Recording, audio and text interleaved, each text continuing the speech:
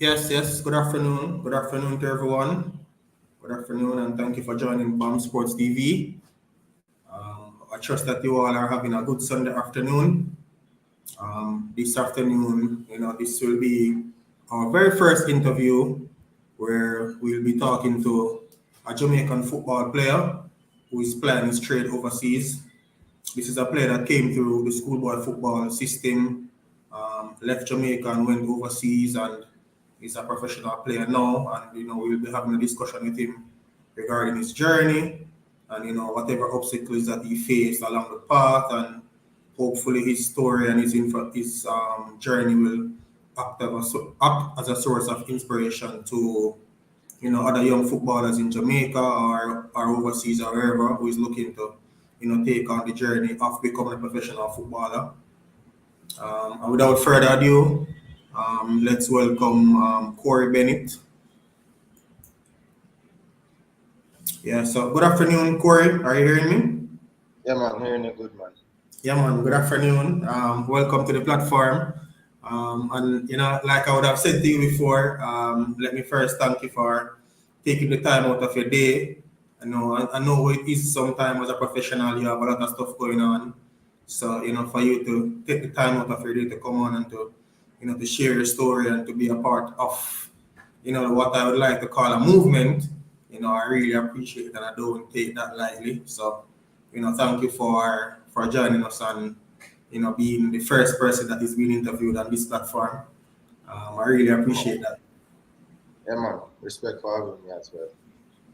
Yeah, man, cool. So, before we get into the major football details, we'll start off with some just some basic questions. Where in Jamaica are you from? So I'm from Kingston, Jamaica, specifically Alman Town, Woodford Park region. That's where I grew up, and then we moved from there. Okay. Which primary school did you attend? I Or went to prep prep school? school, Covenant Prep. It's no longer, I don't think there's no Covenant. Covenant exists anymore, but yeah, I went to Covenant Prep School. Okay, okay. And from you started playing football there? Yeah, that's where I started playing young age, like from about grade one, them time they start playing for the Okay, school right through. okay. And I'm assuming from there you went to Wolmer's. Yeah, so I left Covenant, went to Ulmas right after. Okay. And I guess that's where the journey started in terms of taking football seriously and stuff.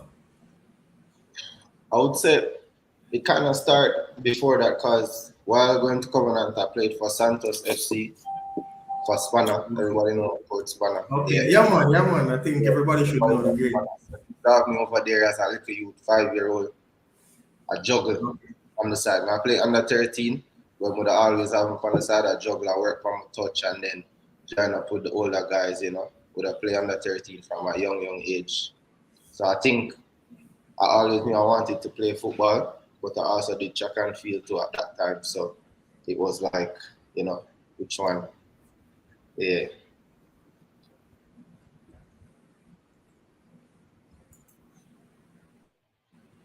Okay. Okay. So you started playing. So you played under 13 for Santos. You played Pepsi for Wolmer's. Yeah, I played Pepsi. Um, yeah, played how many years at Pepsi? I think 3 years at Pepsi because I went to high school a little bit early, like a year before my Okay. actual, you know. Okay. And what was it like representing, Wolmer's at that young age in terms of like Pepsi and stuff? Yeah, it was always fun. Like when I went to Ulmas, all the top players in prep school went to Ulmas the same time. So it was just fun. All of us link up together and we're playing together, win every game. I ended up winning Pepsi in my last year at Pepsi and winning the All Island and everything. So it was just fun. Them time that it was just fun playing with friends. Okay. So and after Pepsi, you would have played under 16, which is Coles. Yes, so I played after Pepsi. After my last year at Pepsi, I was on the Manning Cup team, but as a young player, I wasn't like in the group stage. I was getting a lot of minutes and playing, scoring, doing my thing. But then towards the when it get to the business end of the season, um, I'm also moved to play Colts because I play more and stuff like that and better for my development. So played Colts 2 years. Yeah, So you played Manning Cup at 13? 14. 14. Oh, Yeah, okay. That's pretty young. That's pretty young. yeah, So as a 14-year-old playing with, I'm assuming, 18 and 19-year-old bigger boys, yeah. both at Ulmas and against other schools, what was that experience like for you? It was good experience for me because I think in my age group, I was I would say I was always dominant in the fact that I always scoring, always, I could use my speed against these guys, but when I'm playing against the older guys, I had to think faster.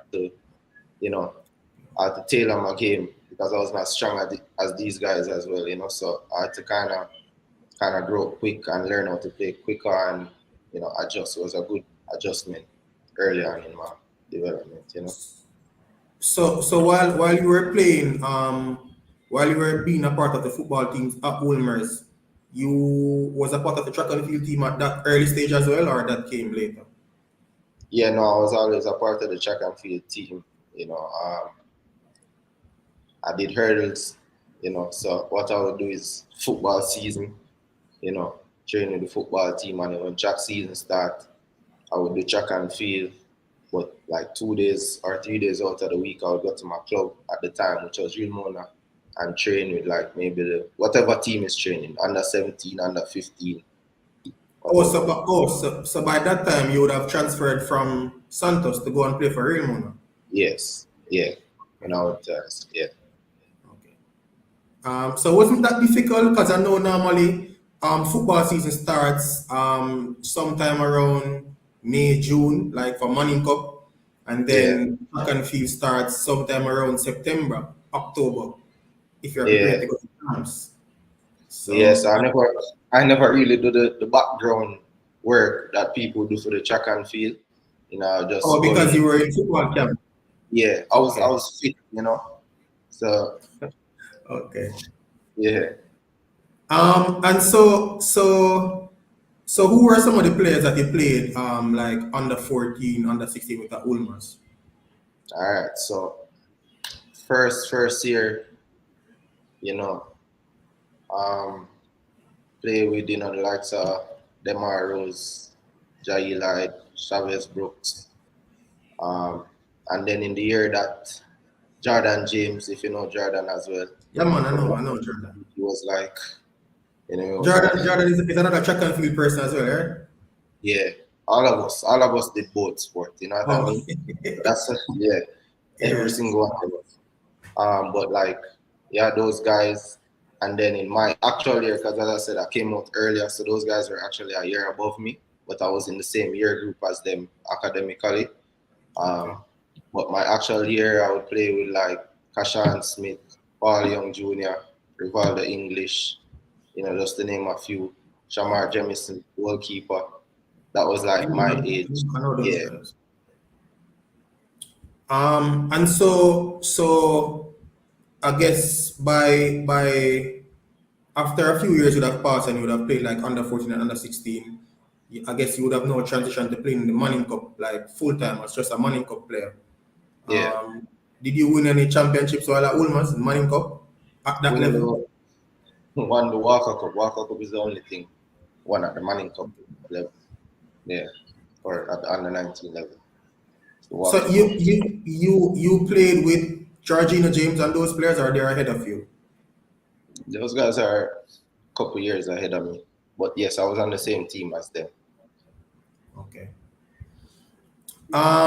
So firstly, all right. So before I get to that, so while playing schoolboy football and club football, and doing track and field at the same time. Was there ever a point when you felt as if you're going to have to make a choice, or you were just seeing what would play out? To be honest, I made a choice after my first year. I decided that I didn't want to do track and field because I was fast, but I never really had like passion for track and field like that. I more so did it because I was told the opportunities and this and that. But already in my head I knew I was gonna choose football, but because I had the ability to do it and I wanted to also experience what it's like at champs competing in front of, you know, 30,000, 35,000 people, you know. I did want that experience too, so I went through with it up until I think age 14. So I did class 3, did class 2, and then I say I'm gonna call it quits. Did you ever compete at like Carifta games or anything like that for Jamaica? No, no, I didn't compete. There was a year that I was meant to go, I don't remember, but I don't know what happened. Like initially I was told I was selected, and then after that, I was selected based on my champs time, and then I don't know what happened after that. I wasn't even like paying it much attention because it was football time already. So that's where my Okay. mind. Yeah. And so at Real Mona, in terms of like Real Mona is the only club you played for along with Santos while in Jamaica. No, so I played for Santos. Then I went to Real Mona, and then I transferred to Harborview after that. Okay, okay, okay. What's the highest level you played at Harborview? I played up until under 20. I was like, what you say no? Like I was asked if I wanted to play Premier League, but at the time I was more so focused on going to college, because I thought it was a better opportunity at the time, you know. Okay, okay. You have any siblings that plays football? No, I only have one sibling. I have a little sister. She plays volleyball Okay, though. Yeah. okay, okay. Um, so what was it that, because I heard you said earlier that you chose football because you had a passion for it, but is there any person, family member or otherwise that would have, helped to ignite that passion within you or that love for the game from an early age that made you? Because I mean, at a young age, the glory that comes with playing with running at champs, and the track and field history in Jamaica, most young kids would want to choose track and field. As you said, you wanted to experience the run in front of 30,000 people. I'm thinking at a young age, that would be enough motivation for you to select track and field. But what's the one thing apart from the passion that made you, influenced you to choose football or give you that love for it outside of track and field? Well, I want to say I grew up in a football family, but like the small things like every Saturday I'd wake up, my father in the living room, I watch football, come out there and I watch it with him, you know. When I was young, going over to Santos, because Santos was very close to where I lived, you know. My father would always be there, so it served as like a little bit of motivation. And yeah, I think that's where it kind of started. And then obviously watching YouTube videos and stuff like that, seeing, the likes of Ronaldinho and all sorts of videos. So those are the type of things that kind of got my interest or caught my interest. Thierry Henry, yeah. Okay. So we're moving forward now. So you went to Wolmers, as you said, you played under 16, under 14, and Manning Cup. At the end of your schoolboy football career, what was the next step for you? Yeah, so I mean, I left Wolmer's with about 2 or 3 years of eligibility left to play in the Manning Cup because I had a few full scholarship offers to go to college in like Division 1 colleges in the US. And at that time, there were so many Jamaicans getting drafted, so I saw that as the clearest path to being a professional. And that's why I was so like set on doing it, and I had like, I had friends who went through the draft process, got drafted, and the advice that they gave me was like try to leave Jamaica as soon as possible, so I can get into the system at a younger age, and so that was the next step for me. Going to college, so I chose Northeastern University. Initially it was USF and UCF, University of South Florida and University of Central Florida, but Northeastern came, like they flew to Jamaica about 3 times, to ensure that I came. So the interest was a lot. So, I felt that was the right decision at the time. And so moving from Jamaica, going to live in the USA, going to college, obviously it's a lot more different in terms of the environment and the structure and different cultures combining together in one space. What was that? How was the adaptation process for you in terms of just leaving Jamaica and going to college in the USA? Well, it was a big adjustment, but not that big because I always traveled to the US to family and Okay. all of that stuff. So it wouldn't be like my first time outside of Jamaica. So kind of knew what the culture was like, but the adjustment was living on my own, living on my own for the first time, you know, just everything that comes with that, um, cooking for myself, just taking care of my apartment, stuff like that, that was the biggest adjustment. And also obviously the cultural differences with people from different backgrounds. So you were the only Jamaican at Northeastern at that time when you went, No, or Caribbean only? no, there was another Jamaican on the football team, soccer team, Kesania Hall. So Oh yeah, that's from States. yes, from States. So he Yeah. also went to Northeastern, you know. So that also helped the whole transition because we kind of transition together. If you know what I mean. Yeah, yeah, yeah. So you played for 4 years at Northeastern. No, I played 3 years and then I transferred to Radford University.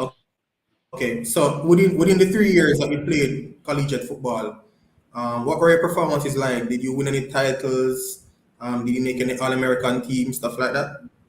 No, it was actually college was a little bit difficult because one struggled with injuries at the time.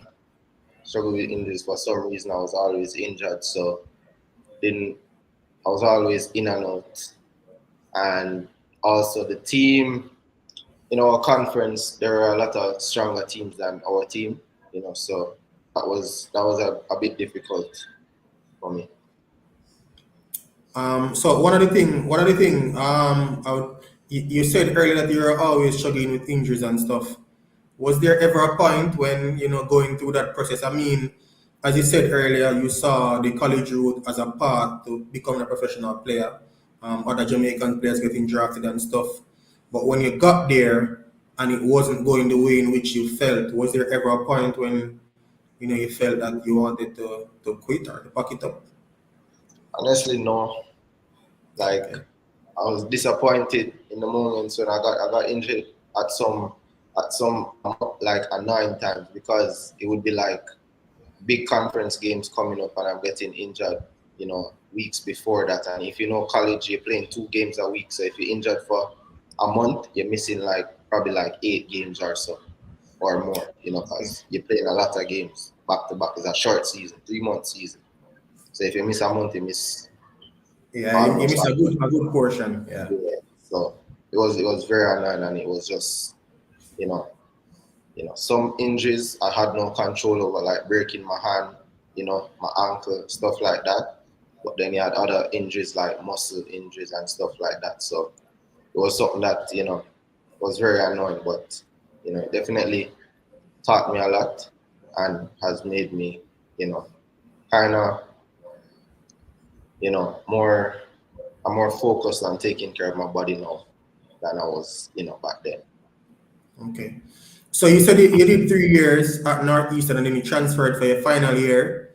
Hmm. Was this final year any better than the previous 3 years, or it was I more mean, of the same? it was a bit better in the fact that the team went further. When we finished second in our conference, went to the conference semifinal, but like in that year, something happened before the season that kind of mentally kind of I wasn't there. My dad got really sick, like really sick in the season, and I wasn't able to go back. And like it was a serious illness, and so it took a toll on me. But I think I had a fairly decent season. Was also playing out of position, so it was different factors. Finished second in the conference and semi-final in the playoffs. So it was better, but I think it could have been better. You know. Okay. So, having played 4 years at the collegiate level, um, how did the transition come in terms of moving from college to pro? Did you go the route of the MLS draft, or you came All through a right. different path? Yeah. So while in college, you have something called USL2 or PDL, where in the Yeah, I'm aware summers, of the field. I'm aware of the field. yes. So in the summers, you play, all the college players who want to go pro play in this PDL. They play for different teams that are, some are associated with different MLS teams. So for example, I played for Reading United. They were associated with Philadelphia Union as an MLS Philadelphia team. Union, yeah, yeah. I So think I think I saw somewhere where Damian Lowe also played for Reading as well. yes, Damian Lowe played there. A lot of Jamaicans. Nico Brett played there as well, if you know Nico Brett. Okay. Deshaun Brown, you know, a lot of Jamaicans. And Reading was one of those teams that, like, every year, it's like the starting 11 getting drafted, you know. So it was, they recruited me um, because the coach from Philadelphia Union came to Jamaica once, saw me, and he wanted to, kind of keep a close eye on me. So I did. I went there and I played well, did well every year, scored a lot of goals. So this is where I garnered like attention from these different MLS teams, and so going into, and I should like say like after my first year of college, I was offered a contract, but I was advised not to take it, which maybe I should have, I probably should have, in my opinion, but I was just in the guidance of, others, so I didn't really take it. But But yes, before you continue, so because I want to understand this point. So your whole ambition and dream is to become a professional player through the college hmm route, and in the first year of college, you get an offer for a hmm contract, yeah. um, and you were advised not to take it. How did that sit with you I at was the advised time? not to take it at the time. That's what I was saying. Like at the time, you put your trust in persons that are there to advise you, persons with more experience. They know the market better. They're older. So at the time I was a bit naive. I'm young. So I'm like, okay, you put all your trust in this person to make the right decisions for you. And maybe I should have been a bit more hands-on in that situation. But you live and you learn. That's how I look at it. Okay. Yeah, so back to you. You were saying that you were playing in the PDL, and Yeah. that's where the opportunities opened up for you to, be recognized by clubs in the US. Yes. Um, So I was in, yes. So through the PDL now, I went to two national championship finals back to back, broke the goal scoring record. So this is where I think I garnered attention and trained with a few MLS teams, and then before the draft comes out, they have the top prospect list of who may go where or who may be drafted at what number. So my name was always in that mix, and it was mostly because of my PDL performances. So the draft was, yeah, I was looking forward to the draft. oh, so you went to the MLS Combine? No, I didn't. So this Oh, is where, yeah, this is where like part of my story. Not ashamed of it. Like I didn't get drafted. Several reasons behind it. One being change of front office in one particular team that was really high on me. So I changed in front office, and they wanted to go in a different direction. So I didn't get drafted. So yeah, that was disappointing, but part of the journey. Yeah. So moving forward now, so I mean, obviously the disappointment of not being drafted, even though I suppose at that point you thought you were good enough and was doing what was required, um, and stuff. So how did you earn your first professional contract, All and right. which team So was this? yes. So basically, after that, um, I decided that I would, kind of go back to school, go back to grad school, and start working on my degree and getting a next degree and all of that stuff. And then I'd, I met someone while staying with family. Um, his name, well, I call him Jana, but his name is Orlando. Met him, and then he had connections because he's a Jamaican coach, but he lives abroad. Made some connections, and he got me to go to Spain, to play, and I went there and I did really well.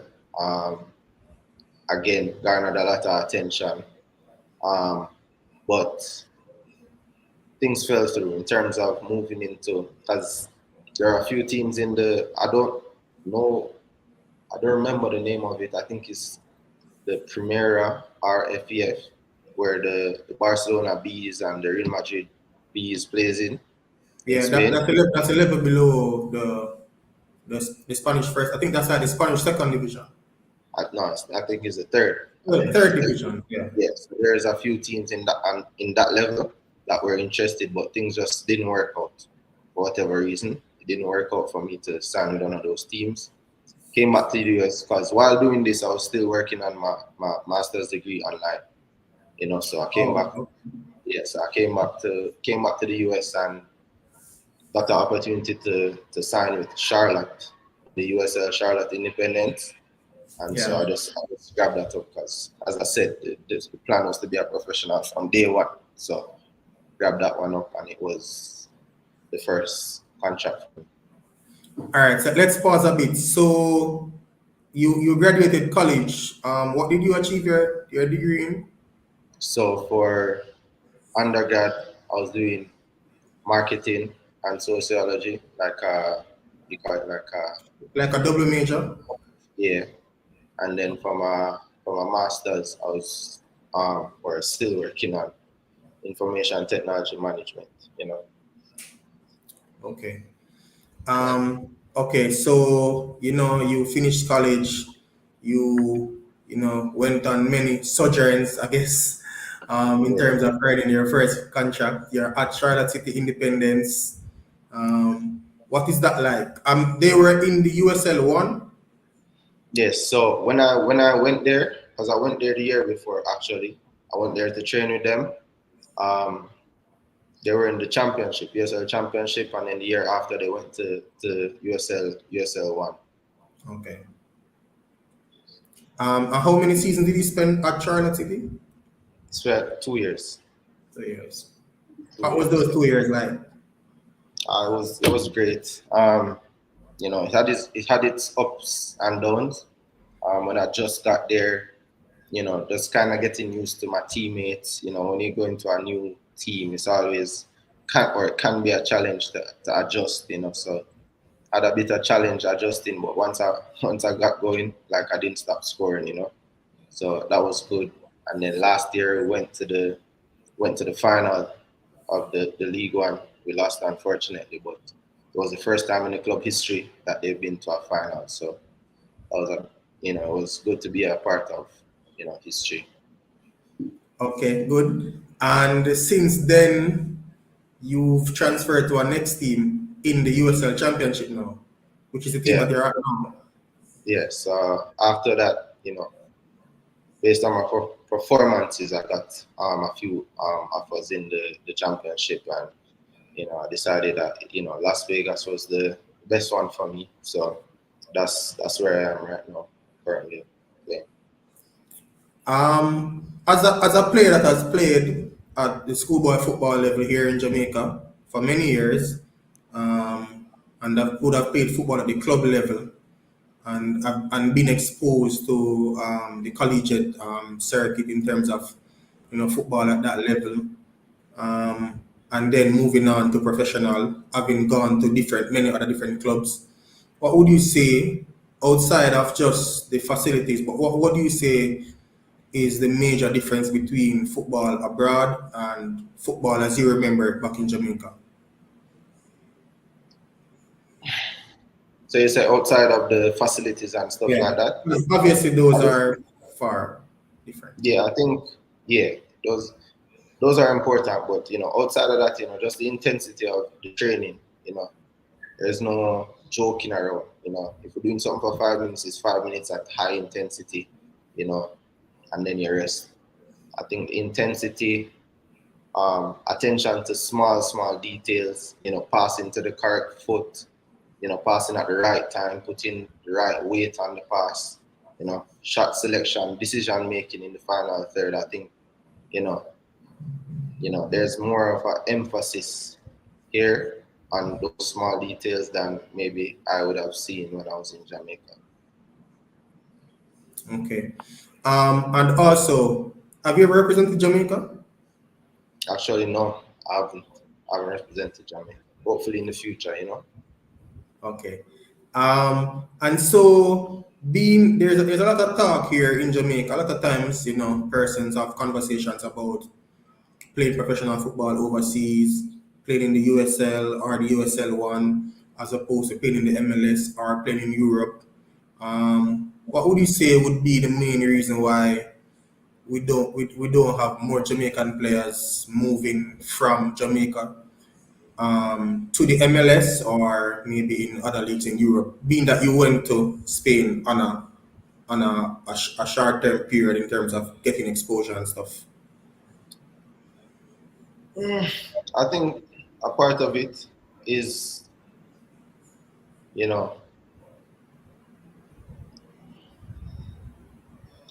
who like I think a part of it is like the connections to these different markets.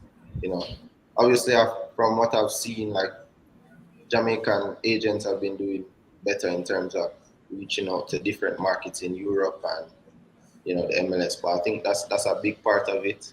Because you know if you're good and no one sees you, then it's gonna be hard for you to get into these places. So I think the management of players is a big part of probably why not as much. Because I definitely think the talent is in Jamaica to have more players playing, you know, overseas. So I think the management of players is a big part. Okay, so you were a what would we call like a standout young player in Jamaica when you were playing Manning Cup and stuff. Obviously, you went overseas to in the collegiate circuit. Were you ever I would say feel disappointed when you see like youth teams being called up and yourself or maybe other players who have made the transition as you are not being selected? Did those thoughts ever cross your mind or anything of the sort? Yeah, for sure. Like every time I see a youth team call, be it under, because at the time there was no under 15. Because I played the parish league. I forgot the actual name Yeah, of it. man. Yeah, I know the parish league. Yeah, so So I played you would have represented Kasafa. Yeah, I represented Kasafa and I was the captain, for the Kasafa team as well from U13, U15. So when I saw like U17 teams being picked, obviously it was competitive. The team was competitive and there were good players, but I didn't get a look in. Not like I wasn't invited to a camp or anything. So obviously it was disappointing.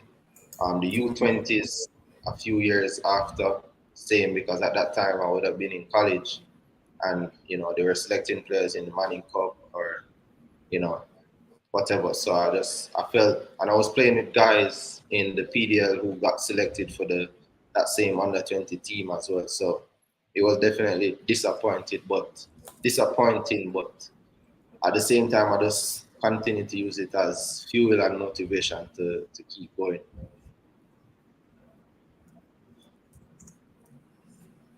Okay, okay. Um, and then and as a professional player now, or a full-fledged professional player, what would you say is the most difficult part about that whole journey or this path that you're on now? Most difficult part of being a professional footballer, Yeah. I would say the mental side of things, because you know you're good. I know I'm good. I know the qualities I bring, but sometimes, sometimes things just aren't going your way, and you have to be able to be resilient and continue to push through the difficult moments, because and believe in yourself. So I think that's the most difficult part, which I think I've been doing a good job of it so far based on how my career has gone so far. So you know I think that would be the most difficult part of being a pro. Okay. And there are young players now who are in Jamaica who have the same aspirations as you in terms of becoming a professional player. Um, what would you say is, or what advice would you give to a young player now who's playing in the Manning Cup or the Costa Cup and want to transition into becoming a professional player, be it in the USL, MLS, or wherever? It's kind of cliche, but I'm gonna say continue to work hard. You know, focus on your development. You know, look at players that play in your position.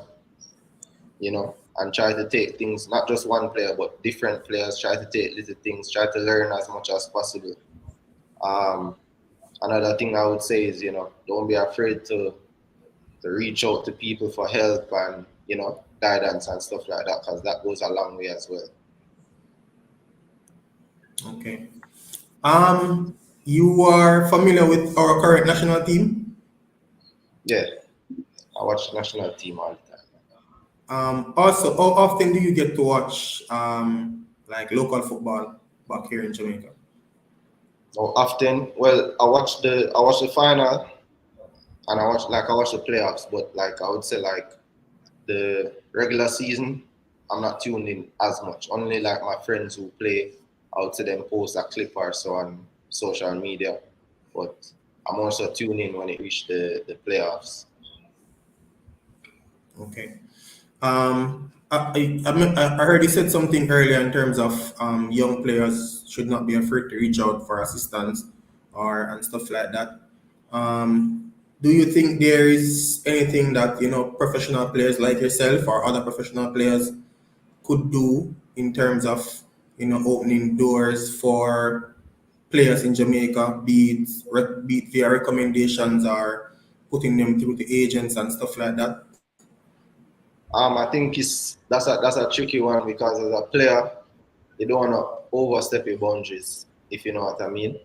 As a player in an organization, you don't want to overstep your boundaries. But if you can, I would say do it as a professional. Try to open doors, but more so for me, I try to open doors through my performance. So when they see me come through and do well, they're gonna want an next Jamaican. And I've had coaches ask me like if I know any players who they can get right now, and I recommend who I think. You know what I mean? So I'm also do it through my playing and how I carry myself day to day in a professional environment.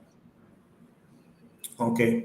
A question: do you think that going the college route was the best thing for you, or it could have been different if you had just decided to play in Jamaica and then try to go professional?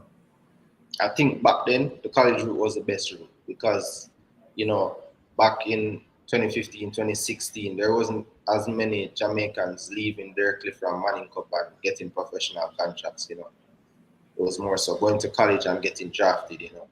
There's a lot of players getting drafted, But now I think the Premier League has improved. The whole package of the Premier League has improved. So it's not a bad option, but you have to, again, the management of the player, you need to have the right people guiding you.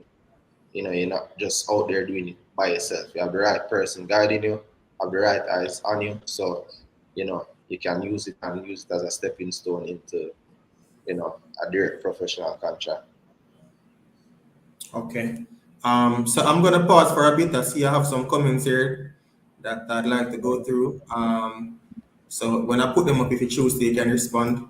Um, this is your mom? Which one? Oh, yes. Bennett? Okay. Okay. Uh, do you know this person? He says that you are Yeah, man. the. Defender, man. Win Pepsi and Colts with him, I think. He's a good footballer. Be Malik, honest. Yeah. what do you mean? Yeah, man, a good defender, man. I tell you, say we win Pepsi and Colts. Okay. Okay. Yeah. Okay. And I saw another comment earlier. This is a Wolmer's person. Justin, cricketer. Yeah. Yeah. Yeah. He's Yeah, a man. he's a Wolmer's player. Yeah, man. Um, Yeah. this person goes by the moniker the leader, but he's actually Paul Maxwell. Oh, no, Mr. Maxwell, man. Okay. From Okay. Cavaliers. Yeah. Yeah. Yeah. And I see a former coach here, Mr. Bernard. Yeah, man. Um, Yeah, I man. see. Big up every time. Yeah. Big up Yeah. every time, brother. So I have a little activity that I want for you to participate in. So you're gonna play a six-a-side competition, Mm-hmm. um, and I want you to pick the best six players that you would have played for Ulmers with, and you have to For be in women, it. Yeah, and you have to be in it. I have to be in it. Of Yeah, course. it's your team, man. You have to be in it. Yeah, man. So me plus 5. Yeah, All right. I need a goalkeeper. Yeah, man. So my sweeper keeper is Amal Knight. Okay. Amal Knight.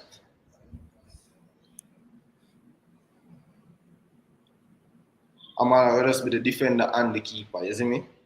I'll go straight to the attackers now. Okay. So in the midfield, I have Demar Rose. You know Demar Rose, right? Yeah, man. I know Kwefa, man. Yeah, man. I know them, man. So Demar will string the past them. On the left side, Jail. That can do the up and down with the speed. That's how much now. 3, That's 4. that's 4. Because you include me, right? Yeah. On the right, outside Roger Smith. You know Roger? Yeah, man. Nazri? Nasri, yeah. Yeah. So I put Nasri on the right. And then up top, I'm going to use me and also Jason Wright. Oh, okay. So this team don't plan to defend. I'm going to tell you, so I'm going to have to go deal with everything around at the back. Okay, okay. Okay. I have a question from Justin. He says, what's the difference between the MLS and the USL? So MLS is, I would say, a bigger brand than USL, been around longer. It's considered the first division. It's considered the first division in the US. USL, a growing league as well. It gives you bigger exposure. You know, all the games come up on ESPN. So I'm not sure if you're able to tune in from in Jamaica, but the Yep, difference. I think there was a time when they used to stream USL games on YouTube as well, you know. But I Yes, don't you think. can. Yeah, you still can do it. I think you still can do it if you have YouTube TV, I think, or something like that. But I think the difference is very small. It's smaller than what people think. If you know what I mean, there are a lot of USL teams that can go and compete with MLS teams. As you see if you watch the US Open Cup, you will see that. Yeah, yeah. You know what I mean? So the margins are smaller. I think MLS teams have the luxury of having maybe a slightly bigger budget where they can get a few superstars coming in from Europe or South America or wherever, to complement the team that they have versus USL, a lot of quality players. But I think the difference would be, the DPs that MLS have versus USL don't have necessarily a DP like Okay. franchise player.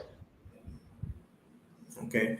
So in the USL they don't have like those mega franchise players in terms of Yeah, similar to MLS. teams will splash money on big players like you had Phoenix a few years ago. They had Didier Drogba, for example. Teams tend to get in a few, for example, Charlotte. We had Gabriel Obertan, who played for Man U, Newcastle, all of that stuff, and then he found his way to Charlotte playing with me. So teams will, Charlotte is a team that is one of their owners played for Leicester City, or one of their players played for Leicester City. yes. Christian Yeah. Fuchs as well played for Charlotte. Yes, defender.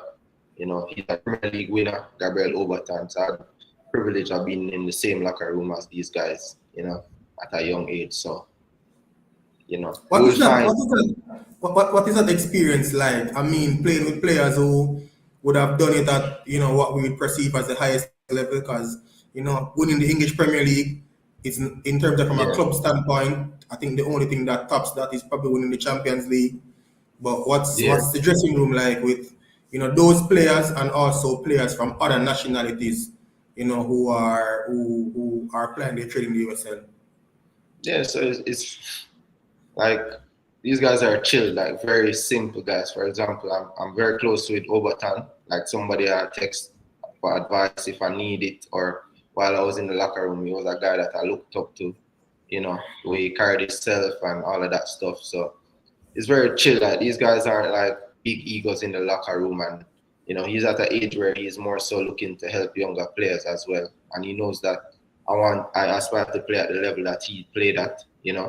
So he always tried to give me small bits of advice, and they go a long way for sure. Okay, I have another question from Justin. Says, how big of a help are agencies for football players like yourself? Like agents are important, for players that are like undiscovered or they're not yet quote unquote high profile players. I think agencies can be very beneficial because of the connections they have, or maybe their ability to sell the player, to market the player better than maybe the player could do. So I think it's very important for you to have an agent. I think once you get to a certain level, even speaking to these guys, Fuchs and Overton, once you get to a certain level, like the agent is not necessarily needed, if you know what I mean. But when you're trying to get to highest level, you know, I think it's very helpful to have an agent and a good agent. Yeah. Okay, I have another question from Fresh God. It says, what's your ambition for your career over the next 5 years? All right. So for me, next 5 years, national team. I want to be a part of the national team, and I want to be a mainstay in the national team. So that is something I'm working towards. I want to, help this team that I'm at, Las Vegas, and then move on to a higher level.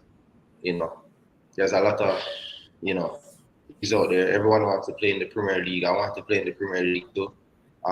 If it can happen, surely welcome it. But definitely to play at higher levels out there. So over the next 5 years, it's definitely national team.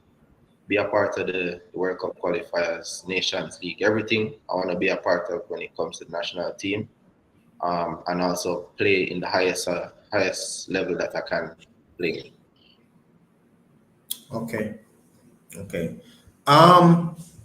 Okay. So we're close to the 1 hour mark now. I promised I wouldn't, go beyond that time, because we understand how it is, on a Sunday afternoon.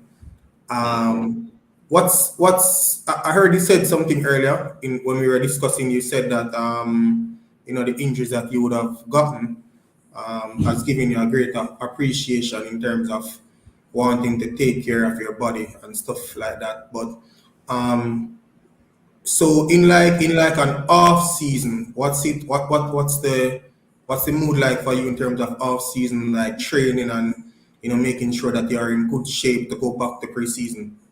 What's that process like for you as a professional player? Yeah, so in the off season, I always try to take some time completely off from football, like maybe a week or 2 weeks, no football, no gym, no nothing, just a mental break, just live normal because for the whole year, you know, I'm dialed in, I'm focused, tunnel vision. So first 2 weeks is just rest, chill, let my body kind of, rest and recover. And then after that, I'm always working with Coach Sammy. Coach Sammy. Yeah, man, I know Coach Sammy. Yeah. Coach Sammy is such an important part of my career and getting over those injuries. He was such an important part for me because, you know, he knows football and he knows the science, the scientific part of it as well. And it's good to have someone that knows both, instead of one person that knows football or one person just knows the science. When you have the perfect combination, it always works. So working with Coach Sammy, I'm always working with Sammy, whether it's virtually or I'm always I'm in the at Spry as he was at Spry. I'm not sure if he's still there. I would always be up at Spry. So, in the off season, we're working on the little injuries that I would have picked up because no player will go through a season without any little knocks and stuff like that. So we try to fix those, correct that, and get my body in line. And then we start working on, strengthening the body and, getting myself prepared going into the upcoming preseason. Okay. So I have a few more questions. So what's a day in your life like? Like, regular people who have regular 9 to 5, them get up, get prepared to go to work, Yeah. and come back home, go to the gym or find some activity to do. But what's a day in the life of a professional footballer like for you? Yeah, so it depends, to be honest. A normal day, wake up, you know, go to training in the morning. So we train because where I am in Las Vegas is very hot, 110 degrees, so Okay. it's very hot. So we train earlier than we would normally train at 9. So I'm up at about 6:30, you know, going to the training ground, do what I need to do. And we're usually done by about 10:15, 10:30 on a hard day. And then, get my treatment, my massage or recovery. And then I'm home by about 11, between 11 or 12, depending on the day. And then we usually have, on some days, we have like a lift, in the afternoon, maybe at 2 o'clock. So head over back to the facility, get that in for an hour, and then I'm back home again.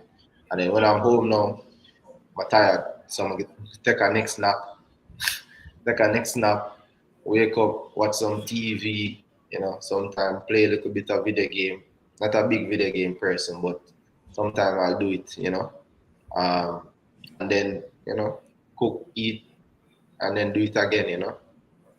So I listen to that now. So when is it that you get time for like leisure? Is it that you only do that in the off season or? Leisure, I think that's kind of relative. Leisure, because like off-season leisure different than in-season leisure, if you know what I mean. So today's a half day. We had a game last night. Today's a half day. I'll probably, go outside and take a walk or small stuff like that. No real partying or nothing like that on the half day. Some guys do and it work for them. For me, I don't. You know what I mean? I leave that leisure, the partying and the everything. I leave that for the off season when I'm in Jamaica around friends and family. Right now it's just tunnel vision. So the half day is probably you go for a walk, maybe go for a little ice cream or something like that. Cause the place hot. So Yeah. that's what a half day would look like. How important is like your family structure and your support system, in order to like enhance your career or to keep you on track, to keep you motivated or focused, or like when you have tough days, when you lose a game, when you miss a goal, when things doesn't go your way, how important would you say is your support system? Yeah, man, for me, that is everything, I'm grateful that I have parents, friends, my little sister. They're all loving, supportive of this because they know how much I put into it. They see the behind the scenes. They see everything that I go through, the hard work I put in, the disappointments behind the scenes. So it's important to have people like that in my corner, always motivating me, always kind of showing me the bright side, or sometimes distracting me from what's going on in the football world. So super important for me, and I'm grateful for them. Okay. Um. Oh, I thought I had a question there, but it's not. It's someone just giving it some kudos. Yeah, man. Yeah, man. Another thing in terms of like in football, like from a Jamaican perspective here locally, I don't think like from the club perspective we pay much attention to things like diet and what you consume and stuff like that. But in terms of at your level, how Mhm. important is it to keep track of what you intake in terms of from supplements and the food you consume and stuff like that in Yeah, terms man. I of think it's aiding your performance as a player? Yeah, man. I think it's critical, and I think part of the reason why I struggled when I just moved to the US with injuries is partially due to that. It wasn't the best. Like I didn't have the best diet and the best. I didn't. I knew what was good for me, but I just didn't do the right stuff. And I completely changed that. So now I'm like strict with all of these stuff, and try to eat the best things because it helps your body to recover, and the faster you can recover is the harder you can work in training. The harder you work in training is the better you're gonna get. So it all is very important, and it's very critical for a professional footballer. Okay. All right. So that's it. That's it for me, Corey. I think I'm all out of questions. Um, if you have anything else that you'd like to share, like I said, I promise I would not want to go over the 1 hour mark, especially on your off day. You could be doing so many other things. So, you have anything that you'd like to share? Anyone you'd like to big up? Anything like that? No, I don't really want or need to big up anybody because Yeah, they have miss out somebody, and yeah, but I I appreciate see the someone support here from that's everybody. bigging up the Stephen Yeah, man. Jordan Williamson. Yeah, man. That's my general, man. My neighbor, my neighbor from in Jamaica. Um, but I would just say thanks to everybody. I see the messages, the supportive messages. Thanks for that. You can follow me on social media at Khori Bennett, KHORIBENNETT, on the Instagram, the Twitter, Facebook. You can follow me to see the progress, and you know, just hopefully all the stuff that I said that I'm looking forward to doing, I can do it, and you know, everyone can experience it as well. All right, Corey. Thanks again, like I said earlier. And I don't want to sound like a scratch record, but I really thank you for taking the time out of your day to come on the platform and to share your journey and your story. And hopefully it will be as a means of motivating the next young player from Jamaica seeking to become a pro. And wish you all the best throughout the remainder of your season. And like I said, I hope that the aspirations and the dreams that you have, that you'll be able to achieve them. So yeah, thanks again, and yeah, good luck. We'll Yeah, man. talk after I wrap up. Yeah, man. Respect. Thanks for having me. Yeah, man, cool, bro.